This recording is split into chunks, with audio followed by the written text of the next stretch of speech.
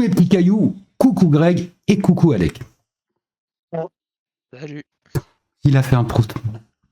Ok. C'est un sujet qui m'intéresse depuis, mais alors genre, ça fait 10 ans que j'en parle et ça fait 10 ans que j'ai rien fait. On va parler de Donjons et Dragons, de jeux de plateau, de RP. Jeu de rôle. Jeu de rôle. Et on va attaquer le sujet par déjà souhaiter un joyeux anniversaire à Donjons et Dragons, qui fête son 50e anniversaire. Alors, JDR aussi. Ouais.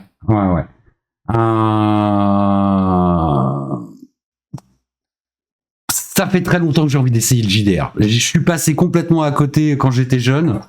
Ça fait très longtemps que j'ai envie de le faire. Quand il y a eu Stranger Things, ouais. Quand j'ai vu Stranger Things, ça m'a donné encore plus envie. J'aimerais bien un jour essayer. J'aimerais vraiment un jour essayer. On va se lire déjà le petit article de Radio France. Donjons et Dragons a 50 ans. Le jeu de rôle vit son nouvel âge d'or. C'est peut-être bien. Donjons et Dragons a 50 ans. Né en 1974, le tout premier jeu de rôle sur table avait mauvaise réputation. Un demi-siècle plus tard, pourtant des millions de joueurs s'adonnent à ce loisir et la licence vit son nouvel âge d'or, notamment grâce à des parties diffusées en ligne. J'aimerais bien en faire une, vraiment. 5, 4, 3, 2. Salut à toutes et à tous et bienvenue à la Bonne Auberge, où les plats sont délicieux, les boissons fraîches et les aventures trépidantes. Le regard planté dans la caméra, Lucien Mène déclame la même introduction pour la 4e année consécutive, passée à présenter l'émission en ligne La Bonne Auberge. Sur le plateau d'enregistrement, les joueurs sont réunis face au maître de jeu autour d'une table garnie de victuailles, munie de feuilles de personnages et de quelques dés. Ils s'apprêtent à plonger dans une aventure de Donjons et Dragons. Vous descendez, vous pénétrez dans ce tunnel incliné et voyez ces bâtiments en ruine. Vous avez fait peine quelques pas et derrière vous, vous entendez un son étrange, raconte Lucien Mène. Donc là, il n'y a plus de porte d'entrée de sortie. Là, on est dans le noir, s'interrogent les joueurs d'une même voix. Vous êtes dans le noir et devant vous, vous apercevez un feu. Non, une petite image. Lucien Mène en train de mener la partie de Donjons et Dragons de la Bonne Auberge. Le scénario que sont en train de vivre les joueurs a été imaginé par le comédien Lucien Mène. Il est le créateur de la Bonne Auberge et surtout le maître du jeu de cette aventure. Un maître de jeu, pour le jeu de rôle, c'est le scénariste, le réalisateur, le metteur en scène, le décorateur et aussi la personne qui joue tous les seconds rôles et tous les figurants. C'est la personne qui va vous faire en sorte de planter le décor dans toutes les dimensions. Ça doit être un boulot de taré. Ouais, je pense que en fait, si t'as pas un bon maître du jeu, c'est baisé, quoi. Alors, ce que je veux dire, c'est que dans une partie, tu réunis 5 potes, t'en as un qui va être le maître du jeu. Donc, pour qu'il y en ait 4 qui prennent du plaisir, t'en as un qui doit galérer sa mère. Bah, peut-être qu'il y en a un qui aime ça. Oui, après, oui, je pense qu'il y a des gens qui aiment. Moi, ça me ferait marrer, moi, de faire maître du jeu. D'accord, ok. Ouais, moi, j'ai envie de jouer. Moi, j'ai pas envie d'être maître. Moi, je veux jouer, moi. Ok. Ça, on va pas le lire, parce que les cookies, c'est bien, mais on s'en fout. La fantasy, un genre devenu populaire. Né il y a 50 ans, le jeu de rôle Donjons et Dragons est redevenu depuis quelques années étonnamment populaire. Est-ce que ça n'aurait pas un rapport avec Stranger Things, du coup? Parce que moi, c'est ça qui m'a un peu hypé aussi. C'est un petit peu d'âge maintenant, Stranger Things. Bah oui, c'est pour ça. Moi, je pense... Lac, t'es complètement d'accord avec moi. Merci, Lac. Soutien de l'Axe. Je sais pas si l'article il parle plus en France ou vraiment dans le monde entier. Je pense que ça doit être plus dans le monde entier. Depuis quelques années étonnamment populaire, le loisir dans les années 1970 souffrait pourtant d'une bien mauvaise réputation. Tout bêtement, le genre de la fantasy était lié à l'époque à la contre-culture. Des campagnes ont été menées par des groupes conservateurs religieux américains complaisamment relayés par les médias, et de là est née une panique morale qu'on a également pu retrouver à propos de la musique métal. Et ça, c'est décrit dans Stranger Things, ce qui était plutôt intéressant. Aujourd'hui, plus de 50 millions de personnes pratiquent le jeu de rôle Donjons et Dragons en tête. Un succès que le jeu doit en partie à l'avènement de la fantasy, explique l'historien médiéviste William Blanc. Co-organisateur d'un colloque intitulé « Vous êtes dans une taverne Retour sur 50 ans de jeux de rôle. La fantasy est devenue un genre largement accepté. Pour moi, la bascule a commencé en 2001 avec le succès du Seigneur des Anneaux au cinéma, c'est vrai. Il y a un effet boule de neige et ça continue avec le succès de Game of Thrones. Je comprends. La fantasy est devenue mainstream et donc concrètement, la culture geek dans laquelle s'incluent parfaitement les jeux de rôle devient largement acceptable, c'est vrai.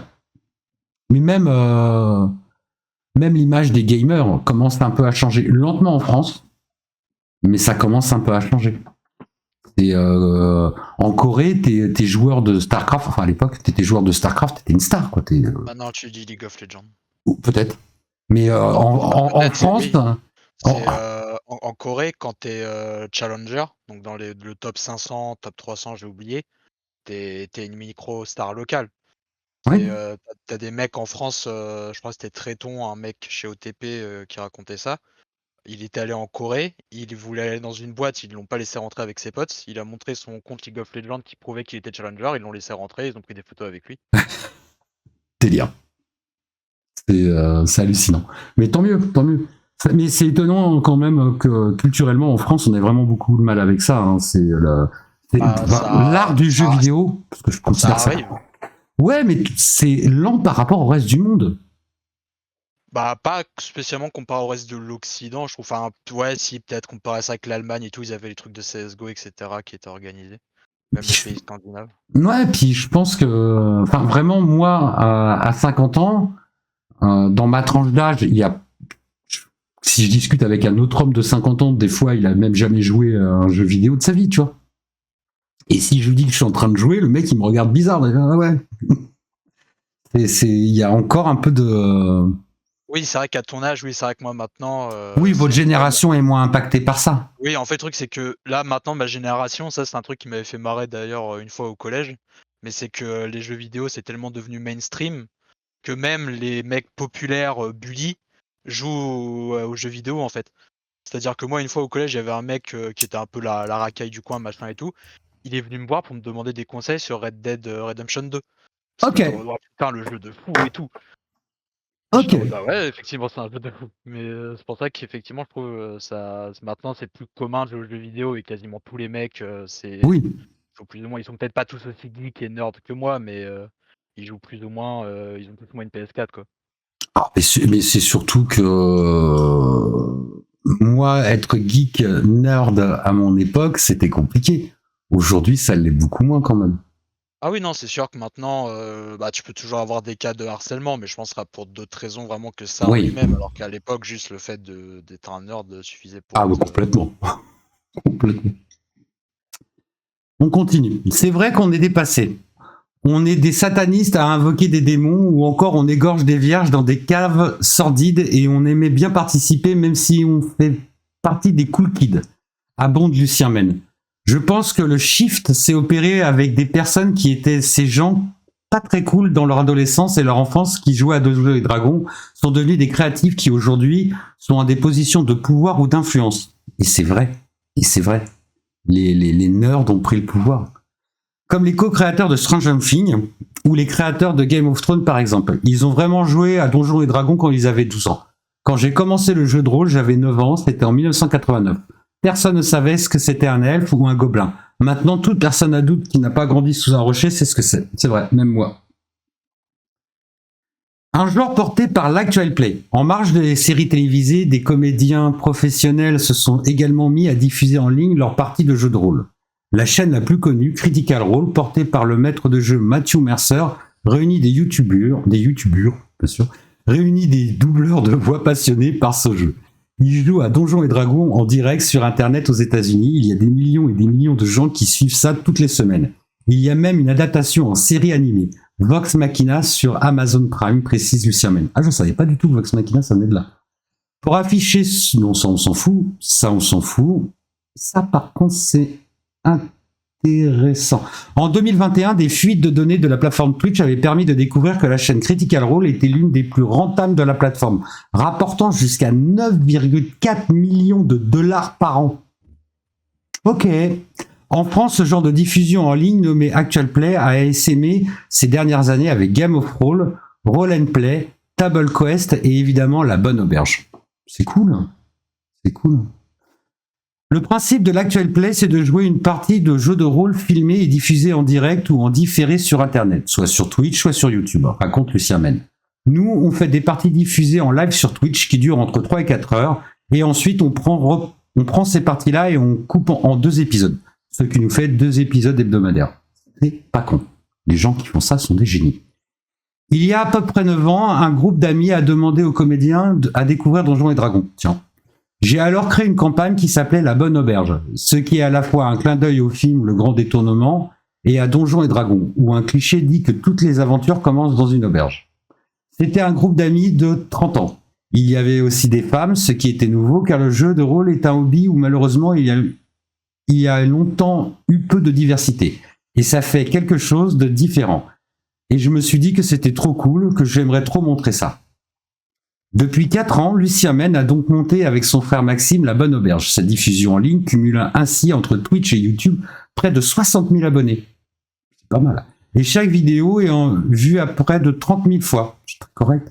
Et le succès de ces actuels plays n'est pas étranger au regain d'intérêt pour Donjons et Dragons. Le format attire de nouveaux joueurs, mais aussi des joueuses, ce qui est très cool. Et ça aussi, c'est vrai que ça a beaucoup évolué.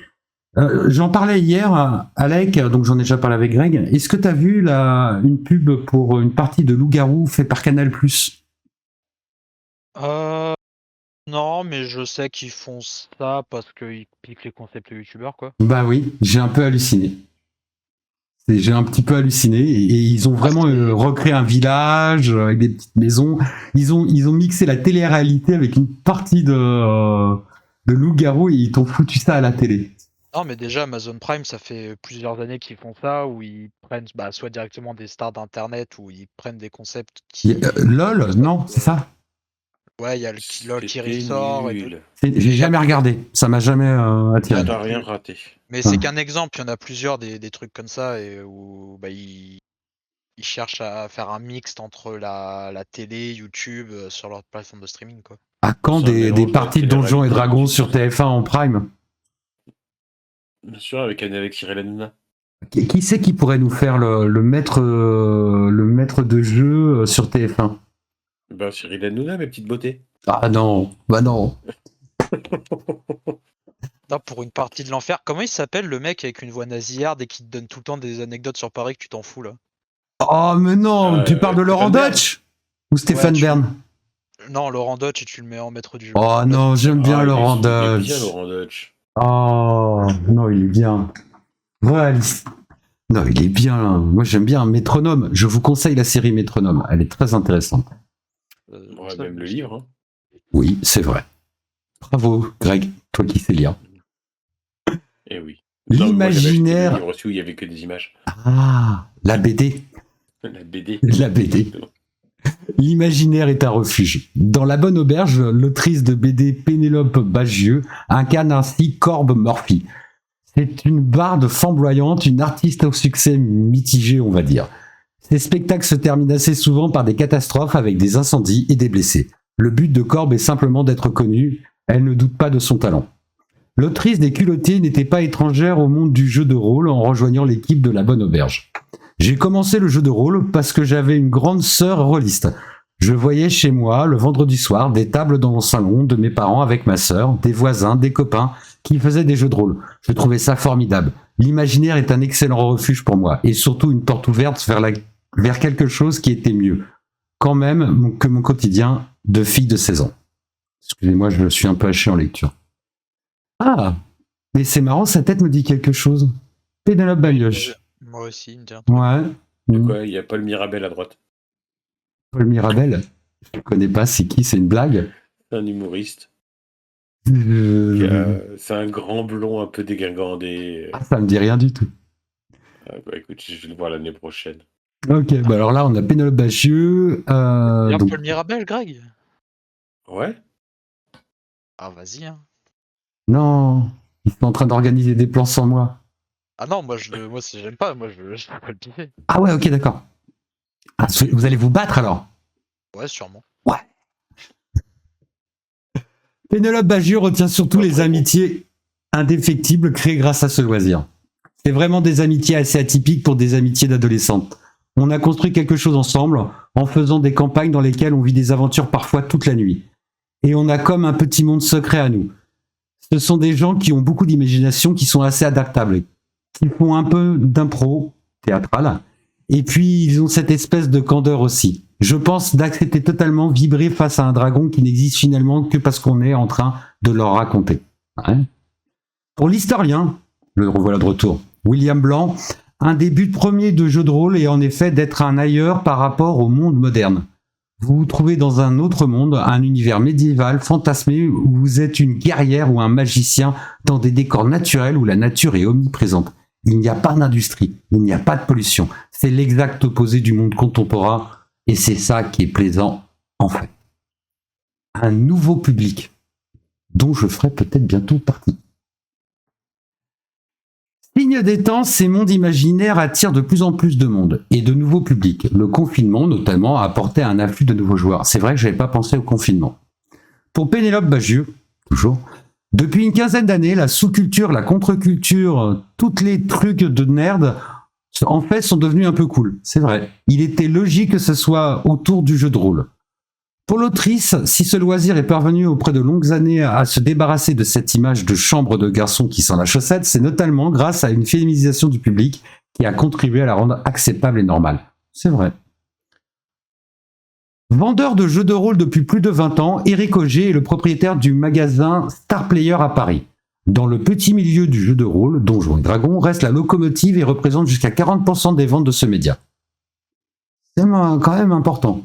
Lui aussi a constaté depuis quelques années l'arrivée d'un nouveau public. On voit vraiment de nouvelles générations qui arrivent, du lycée ou de la fac. Et là, on revoit des groupes de petits joueurs de 18 ans tout à fait sympathiques qui d'ailleurs se sont mixifiés aussi, confiés aussi. Quand moi j'ai commencé, il y avait essentiellement des joueurs et maintenant on va dire que la moitié sont des joueuses. Très bien. C'est bien, c'est une bonne chose. Ouais, complètement. De toute façon, même dans le monde du jeu vidéo, le nombre de gameuses maintenant... Il y a pas, une fois de plus, moi de ma génération, il n'y avait aucune fille qui aurait joué à une console, même pas. Alors que maintenant, ça se fait des dates autour de la PS5. Pour le commerçant, la traite d'une nouvelle génération pour Donjons et Dragons pourrait bien avoir une autre source. Peut-être que le succès actuel vient aussi des parents qui ont joué à Donjons et Dragons quand ils étaient adolescents et qui maintenant font jouer aussi leurs enfants. C'est aussi une culture qui se transmet de façon familiale, je peux bien le croire. Comme si le jeu de rôle, après une longue traversée du désert, avait laissé derrière lui sa mauvaise réputation et après un demi-siècle était en passe de devenir enfin cool. Moi je pense que c'est cool, déjà. Je pense réellement que c'est cool. Ça a mis du temps, c'est vrai que c'était un truc de nerd à l'époque. Ouais. Donc, après, moi, c'est un truc dans lequel j'ai beaucoup de mal parce que mine de rien, il faut faire jouer l'imagination et tout ça. Et moi, je suis quelqu'un d'assez factuel, assez cartésien. Et je sais pas si j'y arriverai, tu vois. Bah justement, c'est ça qui m'attire, moi, c'est de sortir de ma zone de confort. Parce que quand tu as un support, entre guillemets, vidéoludique, j'ai employé un mot, quand tu es dans un jeu vidéo, enfin quand je suis en train de jouer à Space Engineer, j'arrive à m'immerger. Quand je joue à Red Dead, j'arrive à m'immerger. Parce que j'ai un support visuel, j'ai un clavier, j'ai une souris et tout. Mais là, vraiment, de le faire que dans ma tête, je sais pas. Après, je trouve ça cool le fait de faire du RP, de jouer un peu son rôle. Mais ça, dans les jeux vidéo, j'aimerais bien tenter, tu vois. Ouais, et pas si j'étais à RP, je te dis. Ouais, comme ça... Ça, je me sentirais con, mais j'ai envie de me sentir con. Je trouve ça plutôt intéressant, quoi. Définir nerd. Définir nerd. Pour moi, le nerd, c'est le geek qui est renfermé tout le temps dans sa chambre, qui est un peu asocial. Passionné de technologie, d'heroic fantasy, de science-fiction aussi. Un nerd, c'est un fan de Star Trek. C'est un gros geek, quoi. Je suis fan de Star Trek, pas de problème. Chacun son délire. Ouais. C'est beau. Une petite vidéo qui est pas très longue. C'est un petit tutoriel qui ouvre un petit peu. Ah, mais je me souviens de cette vidéo, je l'ai vue à l'époque. Tu l'as vu ? C'est le bazar du grenier. Donc voilà. Ah, il y a 9 ans, je suis vieux. Ouais, il y a 9 ans. Putain. On est toujours au top de l'actualité. Tu cherches pas. Ah ouais, nous on n'est pas en retard, on est à l'ouest. Ouais, mais c'est vrai que j'avais oublié, c'est vrai qu'eux, ils avaient commencé très tôt à avoir eu l'idée de Mais faire oui, du roleplay comme ça. mais Il y a oui. 9 ans, c'était pas la norme. Ah ouais. Et on m'a Allons-y. conseillé de regarder la série, d'ailleurs j'ai pas encore eu le temps. Allons-y. De quoi, Aventure? Oui. Ah, Le- je regardais de mémoire, c'était sympathique, après ça a peut-être un peu mal vieilli, normal. Bah ouais, mais enfin, du coup, pour moi, je me rendrais pas compte. C'est ça qui est magique.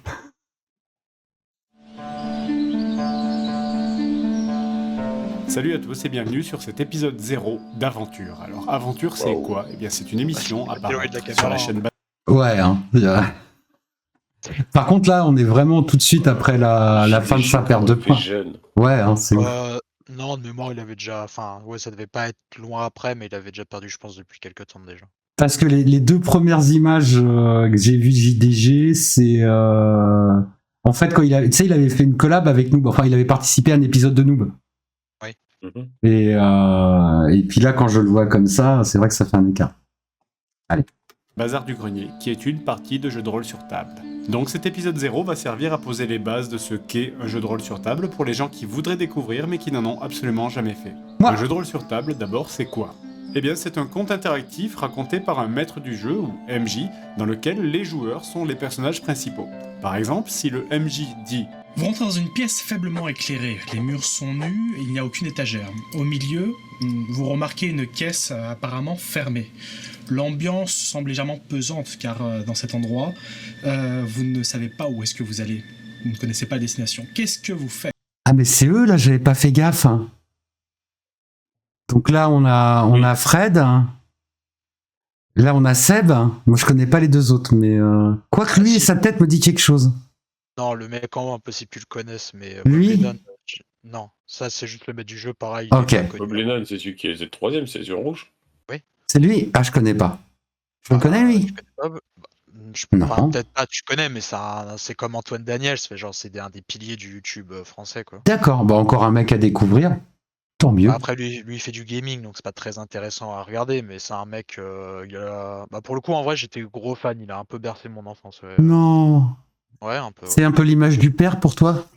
Non, Ouais. ça, c'est Homer, toi. Et ça, c'est pas AlphaCast, hein, on est d'accord.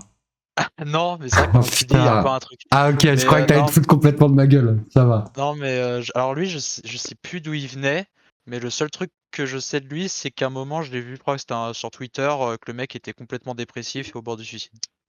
Ok. J'adore les nouvelles. On continue. Eh bien, les joueurs répondent en décrivant des actions avec pour seule limite, ou presque, l'imagination. J'ouvre la caisse. Je monte la garde au niveau de la porte. Je vais regarder sur les murs s'il n'y a pas des mécanismes cachés. Le rôle du MJ est donc d'interpréter l'évolution du scénario selon les joueurs et de s'y adapter pour qu'ensemble ils construisent une véritable histoire. Le MJ est donc en quelque sorte un réalisateur et les joueurs les premiers rôles sans lesquels le scénario ne peut évoluer. Dans Aventure, le MJ c'est lui, Maillard. Un MJ bien connu du milieu rôliste vu qu'il est l'auteur de pas mal d'ouvrages. Sa couleur est le noir. Je précise ce détail car vous verrez que chaque joueur est pour une raison pratique associé à une couleur. Pour les joueurs de cette partie, nous avons Crane, streamer et chroniqueur sur jeuxvideo.com, en vert. Ça me dit quelque chose, ce nom. Après, ouais, c'était jeuxvideo.com. Ah Crane. putain, ça y est, je vois qui C'est pas le Crane qu'on connaît. Si, c'est ça. C'est le gars qui avait remis gazé... sa c'est sûr. Ah ouais. Attends, mais on a un chat de folie. C'est pas le gars qui s'était foutu la gueule psychodélique? Voilà. Oui, c'est ça. Ah, dès que c'est pour les hops de psychodélique, vous avez une mémoire. Ah mais t'as vu ça? Au taquet! Mec, attends. Au taquet! T'es dedans, c'est tout. Non, mais c'est vrai qu'on était dedans. C'est vrai qu'on était dedans, on peut pas le Mais dire. par contre, c'est vrai que cette heure, tu disais, ouais, c'est dur de rentrer dedans, dans le JDR. Ouais. Oui. Ça me rappelle une copine. Le fait que ça soit là, tu sais, en version sur ordinateur avec le MJ qui s'est fait chier à faire une petite map, etc. Je pense que ça aide énormément. Parce qu'après, c'est que sur le papier, sur une vraie table dans la vraie vie, tu peux aussi avoir des petites cartes, avoir des petites statuettes de tes persos. Mais je pense que ça offre. Le MJ il peut faire les maps comme il veut, quoi. Il n'a pas de limite. J'avais vu une vidéo, j'ai tellement envie de la retrouver, mais peut-être si vous avez le temps de chercher pendant que je continue de lire, enfin pendant qu'on continue à regarder la vidéo, C'était un mec qui fabriquait une table de jeu de rôle avec tout un tas de petits mécanismes et un grand écran au milieu de la table pour justement afficher ses cartes et tout comme ça. C'était incroyable. Ah, mais je crois que c'est cette vidéo qui t'avait donné envie de faire du jeu de rôle et t'avais, tu sais, Peut-être. Ah oui, à la menuiserie plus jeu de rôle, ça a dû me faire kiffer, c'est certainement ça. Non, mais je pense que tu sais, la tablette, je pense que tu avais un projet un peu comme ça de mémoire que tu voulais faire. Alors non, pas vraiment. Alors j'ai fabriqué une table tactile qui a quelques trucs à modifier que j'ai jamais eu le temps de finir, mais je vais m'y mettre. Mais elle a fonctionné dans les limites. Comment ça, une semaine ou deux? Mais n'importe quoi, toi. Mais toi, n'importe. Non, mais avec le plus grand des respects, parce qu'en vrai, pour l'époque, vouloir faire ça tout seul, c'était. Maintenant, je pense que c'est beaucoup plus simple comparé à ton époque. Je me souviens qu'à l'époque, tu t'étais fait chier. À l'époque, la tablette, elle était pas trop portable, quoi. Bah non, alors c'est pas ça, c'est que t'avais un problème. En fait, c'est le film qui capte tes mouvements de doigts. Donc t'as un problème donc déjà de multitouche. Si tu mets plusieurs doigts, t'as l'épaisseur du verre qui rentre en ligne de compte. Fallait savoir que ça allait être une table basse, donc il fallait une certaine épaisseur et une certaine résistance du verre. En dessous, il y avait un écran.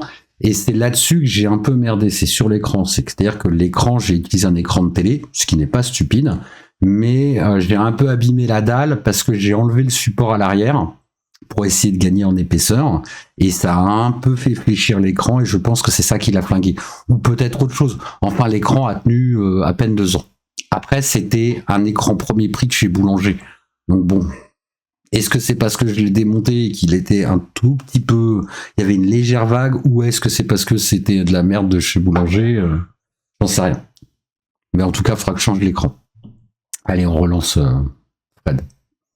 Pour les joueurs de cette partie, nous avons Crane, streamer et chroniqueur sur jeuxvideo.com, en vert, qui incarne le personnage de Grunlake, un nain armé d'un bras mécanique complètement en métal, avec une descendance, il paraîtrait royale, mais on ne sait pas trop.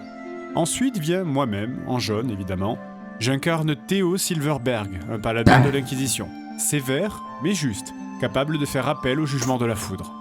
En troisième position, nous avons Bob Lennon, en rouge forcément, qui jouera le rôle de Bob Lennon aussi. Enfin, Barnabé Octavius Balthazar, qui abrégé fait Bob. C'est un pyromage spécialiste de la magie du feu, mais qui aussi possède une part démoniaque en lui. Et enfin, en bleu, en quatrième position, nous avons Seb qui jouera le rôle de Shin, un demi-élémentaire archer, proche de la nature, qui possède aussi des pouvoirs liés à l'eau. Alors à quoi on joue? Quel jeu, quel univers, Warhammer, Donjons et Dragons? Eh bien pour le coup, c'est un univers inventé. Vous découvrirez l'histoire de ce monde, sa géopolitique, ses dieux, tout ça, au fil des saisons et au travers des personnages. Alors un jeu de rôle sur table, ça marche comment? Eh bien déjà pour commencer, une vraie partie de jeu de rôle sur table, normalement, ça se déroule autour d'une table. Nous effectivement, vu que nous sommes loin géographiquement les uns des autres, mais aussi pour votre confort visuel, nous utilisons un logiciel qui s'appelle Roll20, qui permettra d'avoir une interface visuelle à la partie, en vue du dessus, un peu comme si c'était un jeu vidéo. Ça vous permettra de bien visualiser les lieux et les combats plus facilement. Un tour vient de commencer. Chacun des personnages jouera tour à tour selon les choix du MJ, et le tour en cours pour savoir qui joue vous sera rappelé par ce fanion de couleur ici. Tenez, maintenant c'est le tour de Bob, le fanion rouge vient d'apparaître. Ah, parfait. Bah écoutez, poussez-vous, laissez-moi faire, vous allez voir ce que vous allez voir. Un jeu de rôle, c'est aussi évidemment du hasard et des jets de dés. Chaque personnage possède une fiche qui ressemble à ça. Dessus, on peut y voir des éléments comme le matériel, les pouvoirs, mais aussi des caractéristiques qui représentent les capacités physiques, mentales et sociales des personnages. Lors d'une action, le maître du jeu demandera à un personnage de jeter un dé selon l'action qu'il essaye d'effectuer. Bob, tu viens d'arriver dans la pièce voisine. Un mince filet de lumière perce à travers un couloir proche. Et devant toi, il y a un troll en train de grignoter un os. Apparemment, il ne t'a pas remarqué car il te tourne le dos. Qu'est-ce que tu fais ? Je l'attaque. Bob a décidé d'attaquer le troll. C'est son choix, c'est ce qu'il a voulu faire. Le MJ va s'adapter à cette situation. Il aurait pu aussi décider de parler avec lui ou de s'enfuir. Tu vas me faire un test de mental, Bob, pour savoir si tu réussis à lancer ton sort. Tu as, je crois, 75 en mental d'après ta fiche, non ? Pour réussir, celui-ci devra effectuer un jet de 1d100, c'est-à-dire comme un dé à 100 faces qui va de 1 à 100 et réaliser J'ai un fait score Mogwai sous des sa livres d'envoyette caractéristique. avec le héros. Par exemple, J'en Bob avais a fait un qui 75 ressemblait en un peu à mental. Mad Max, Il j'avais veut adoré. envoyer un sort J'ai dû sur le faire quelqu'un. 3 ou 4 fois S'il fait celui-là. moins de 75, il aura réussi. S'il fait plus, il Ah, échouera. j'en ai jamais fait de ma vie, moi, ce genre de truc. Ah ouais 34 dans ta face. Bravo, Bob. Donc, tu te concentres quand une gerbe de Tu Personne n'a rien dit. Ah, je croyais que tu disais quelque Non, chose, Alec. personne n'a Autant parlé. pour moi. Cupcake, il y en a toute une collection, ouais. Vraiment, moi, c'était l'univers de Mad Max, quoi. Je me souviens plus exactement. Tu avais une voiture que tu pouvais équiper en fonction de ce que tu avais récupéré et tout. Il était vraiment bien. J'avais adoré cette aventure. Lecture. Et pour te dire, je m'en souviens.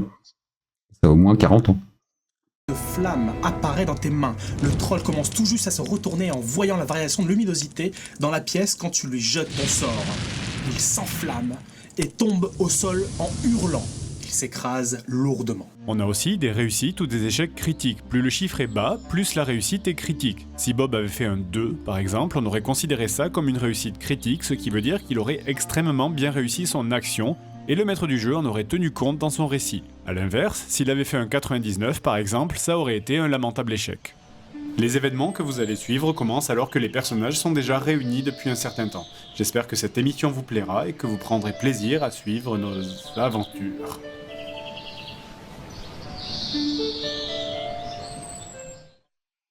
Bah écoute, Salut. c'était plutôt... Oui, parce que presque c'est l'épisode 1 et je le regarderai tranquillement. Et je voulais qu'on aborde un dernier sujet en parlant de Donjons et Dragons. Il y a une partie, donc Donjons et Dragons, ça a 50 ans, et il y a une partie, elle dure depuis 40 ans. Elle dure depuis 40 ans. Donc il y a une petite vidéo, elle est en anglais. Je pense qu'on va la mettre un petit peu en accéléré, parce qu'elle dure 10 minutes, mais voilà. Elle est plutôt sympa. Remember that game of D&D you started when you were 11? What if it never stopped? My name is Robert Wardoff. I'm a history professor at the University of Western Ontario. I am a dungeon master for a campaign that has been going on C'est for peut-être un peu 30 trop. years. What began in secret with a few friends has turned into a game that takes up Oui, mais much en of fait, tu Robert's gagnes, life and most of his house. la Robert has vitesse. around 30,000 hand-painted figurines, countless Tu crois qu'elle est custom sous-titre en pieces of français? design, and dozens of devoted players taking part in his campaign. Regardez. If you're going to keep a game going for Comment 40 tu years, fais? it's going to have to be a good game. Tu veux que tu fais un clic dessus? Ouais, Tu vas dans la roue des paramètres là. bien sûr, dans la route des paramètres, c'est exactement ce que je voulais faire, et sous-titres. Sous-titre. Traduire automatiquement? Non. Tu crois que ça marche? Vas-y, tente. Ça marche Ça à peu va bien, près, ça va. oui. Hein? Ça marche à peu près? Descends. Là, on est des génies. Lecture. If you're going to have people who are going to want to play, that are going to want to fly in, you're going to have to offer a product Peut-être that que is ça going to serait be bien better de than pas all the laisser other la alternatives that are out vidéo there. en I can en certainly 25. say Bien. Tu l'avais en combien? En un? En 1. Parti. Normal. Ah oui, elle dure 10 minutes. Ouais. Bon, on a 10 minutes, hein, on n'est pas... Ouais. Allez, c'est parti. with confidence that this is the best Dungeons & Dragons game in the world.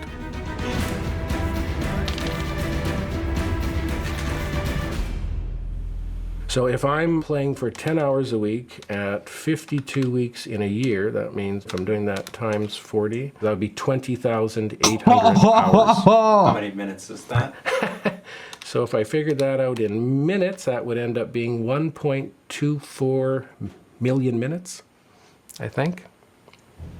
As you crest the ridge, there seems to be quite a commotion. Ah, mais You estimate carrément, it could be quoi. As many as 24 or so goblins. You surprise them as much as they have surprised you. I need a surprise roll. That's really just the start. Almost every major decision in Robert's life is designed to keep the game going. When I Là, on a du modélisme, on a de la peinture de figurines, on a encore beaucoup de choses. Ouais, was c'est ça, buying c'est a pas house. tout. Hein. Mais voilà, mais alors Mogwai vient de me couper l'herbe sous le pied. Mais Warhammer dans tout ça, Warhammer c'est un jeu de plateau aussi. Bah, Du JDR Warhammer? Ouais, ah ok d'accord. Je sais pas si elle a toute base, mais en tout cas, ouais, je sais qu'il y a du non, t'as JDR des Warhammer. devenus, mais c'est Ouais. sûr, mais Warhammer 40 000 et tout ça, tu peux t'en servir en jeu de plateau. Oui, voilà. Mais je crois qu'elle a D'accord. pas sorti un livre. Mais je Ok suis pas sûr. d'accord.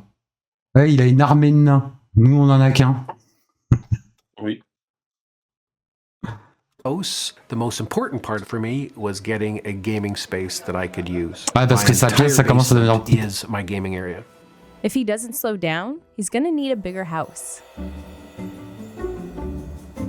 I have a lot of things. I've got orcs, I've got elves, I've got dwarves, I've got all the basic things that you'd expect, but I also have very distinct and unique figs. I have vampires, I have undead, I have zombies, I have werewolves, beholders, Tiamat, the mother of all dragons, all the big demonic lords from the Demogorgon. The Demogorgon!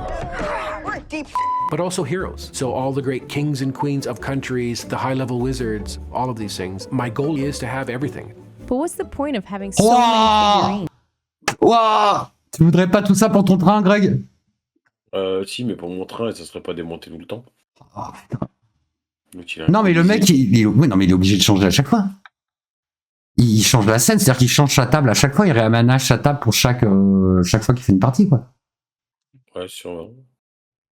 If you don't have any amazing terrain to place them on. Robert has no shortage in that department either. I need to be able to adapt to wherever the party's going to go. That means that I need to have my green terrains. I need to have mountain terrain. I need to have all of my winter terrain, my arid desert terrains, my water terrains. If they're going to go into a town, now I need a town, okay, are they in a Roman town? Are they in an Anglo-Saxon town? Are they in an African town? Is it high medieval? Is it low medieval? So now I'm trying to be able to put out a village or a town for every one of these historical settings. Normal. Mais il travaille quand, ce monsieur? C'est ce que j'allais dire, c'est que déjà le gars, il y a le temps, donc on sait qu'il a passé 10 heures par semaine depuis 40 ans, sans jamais s'arrêter à faire ça. Et en plus, il doit se taper tout ça comme... Enfin, travailler un plein temps. I can't put figurines on the table unless they are painted up to a certain level. That means that someone's got to do a heck of a lot of painting. And so that ends up being me. If you found me on an average day working on the game, you'd probably see me in my painting room, and I'm going to be spending 2, 3, 4 hours painting figs. And do people take their figs home? No. Nobody is allowed to take their figurines home. Nobody is actually allowed to touch the figs on the table. So that's also something that would be different. A person who played Dungeons & Dragons would probably come to my table and they would immediately reach over to grab their fig. I'm probably going to growl at them and tell them, don't touch the figs, because I have to move everything. I'm sure my critics would say that there's a god complex going on. How about that? This here is the figurine. J'avoue, ouais. Il doit pas être rigolo. Touche pas. Touche pas ou je te bute. Of the Demon Lord Orcus. It's well known to Dungeons & Dragons. And in my campaign, 100 years ago, which would be in actual time something like maybe 1989, the group banished this demon. So they thought that's fine. Only recently, last year actually, the demon's back. They don't know where he is. They're desperately trying to find him, and he's definitely up to no good. While fantasy role-playing and nerd culture are often celebrated today, Robert's campaign started during a time when people felt like they needed to play in secret. In the 80s and 90s, it was certainly more difficult to try to talk about. Oui, il a connu cette époque-là, lui. I grew up in a very small town, and it was quite a conservative town. And so the town inevitably found out that we were playing, and they didn't know what the heck we were doing. And Dungeons & Dragons had very bad press at the time. Tonight we begin with a story about make-believe adventure and real-life violence, and what some critics fear is a connection between the two in a game called Dungeons & Dragons. Tu te rends compte que ça n'a pas changé? Ça n'a pas changé. Aujourd'hui, t'as un fait divers, on arrive encore à se pointer devant la télé et dire oui, c'est de la faute des jeux vidéo. Les jeux vidéo violents. Moi, j'ai toujours envie de leur répondre. Et les livres? Et les films? Et les infos? Est-ce que Victor Hugo, c'était pas un peu la violence quand même à l'époque? Jean Valjean. Quel salaud. Quel salaud. Non, mais tu vois ce que je veux dire? C'est quand même marrant, quoi. Peut-être qu'à un moment, c'est juste la nature humaine. Hein. Peut-être que c'est pas de la faute d'autre chose. Probable. A movie came out while we were playing called Mazes and Monsters. And it's a story of how they play this game and then they try to act it out in real life, and basically bad things certainly happen. Can you tell me of the giant dragon? On my travels here, I heard him. What's now called the Satanic Panic. was going on at the time? Why does my son want to play this game all the time? Why is he obsessed about it? What are you doing to him? Are you a cult leader? I got called a cult leader, a communist, like all these crazy labels. When I watched Stranger Things, it obviously hit home for me. It is almost here. What is it? What if it's the Demogorgon?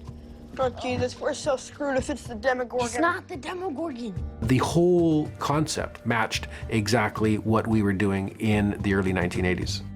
Over the following decades, Robert went on to build a campaign of unrivaled complexity. One of the things that makes my game unique is the story and the depth of the campaign. My world is an alternative fantasy version of historical Earth with then other historical aspects added to it. So if somebody comes in and they want to go to Athens, I can now bring in that history, philosophy, religion into the game. I'm able to create when I need to create, come up with totally new races, totally new nations, totally new cultures, totally new mythologies, but also to use what the world already has. A typical dungeon master curates the Il a l'air quand même bien... il est perché. Hein. Ah, il a l'air un peu perché. Il est attachant, mais il doit être attachant. quest for a handful of players over the course of a few months. Robert, meanwhile, is tracking the adventures of more than 50 players, with story arcs that often span decades. Since the beginning, there's probably been about 500 characters that have been made and played within the game. I'm inviting them to play a game that they're going to be welcome to keep playing until I die. So you could start a character, 9 generations later, that family could take over, let's say, the Roman Empire. On one level, you're playing that individual character. On a macro level, you're also controlling the Roman Empire. So there are numerous story arcs that are going on. Many of those last for generations. There's love stories, romances, there's quests, there's vengeance. All these things are happening. So even though there is this large campaign quest, this large ultimate goal, you've got literally thousands of subplots and sub-campaigns going on. So you were good, game? From the beginning, Robert quickly learned which rules could be bent and which rules could be broken. When we started playing, there was probably a short period of time when I played according to the actual rules, but after that I had to fill in holes, and so I developed my own rule system, and I've never really gone back. So I have what gamers would call a homebrew rule system. And actually that's how the game was intended. When the game first came out, one of the lines in the Dungeon Master Guide told you that these are a set of rules, but to apply these loosely. And within my game and my world, there are all kinds of different aspects that you wouldn't see in an ordinary Dungeons & Dragons rule system. My rules are fast, they're quick flowing, people don't have to stop and check things, and that speed of gameplay is something that I find so different in my game from ordinary Dungeons & Dragons. Robert strives to keep the stakes as high as possible for his players, especially when it comes to life and death consequences for their characters. I want death to mean something. I don't want this to be like a video game that you simply hit the reset button and you're just going to start a new character. So when your character dies, if you don't have any other characters, then you're out of the game. The game's over. Ah ouais, c'est exactement ça. C'est mort subite avec lui. Ça rigole pas du tout. Alors, lance ton dé. Ah bah t'as glissé, t'es mort. Allez tous. And so when characters die or bad things happen, I have seen grown men weep at the table. And that's something also. People who don't play are a bit disturbed if they hear that somebody who's been playing a character for a long time weeps at the table. But I'm trying to create emotion. I'm trying to create excitement. People are scared. And knowing that if you die, you could be out of the game, or that character that you put so much time in is now dead. Obviously, people's heart rates are up. There's emotion going on. So I can't be shocked and surprised when that character dies that there's a show of emotion.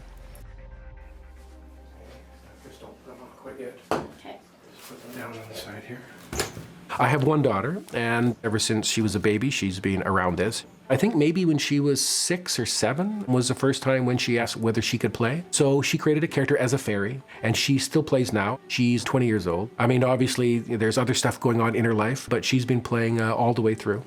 The interesting thing happens when she starts dating and then her boyfriend wants to play. And of course, I have to tell her straight off the go. Now, this relationship may not last forever, but the game's gonna last forever. So get ready, because I'm anticipating a situation when you break up with him, I can't break up with him. So once I allow somebody to come into the game, I'm never ever gonna stop them from playing the game. So sure enough, that situation happened. And so it can be a little bit awkward at times, but it means... Attends. Donc, sa fille jouait. Elle a eu un petit ami, elle a demandé à son père si son petit ami pouvait venir jouer. Le père, il a dit oui, mais quand ils ont break-up, il a continué à recevoir le petit ami pour continuer à jouer. Bah oui. Ouais. Comme quoi, Continue la la campagne. vie est une question de priorité. Oui, non, mais je vois les siennes. Si t'es curieux, renseigne-toi sur Arcan le Créel, un personnage joué qui est devenu un perso important du lore. D'accord.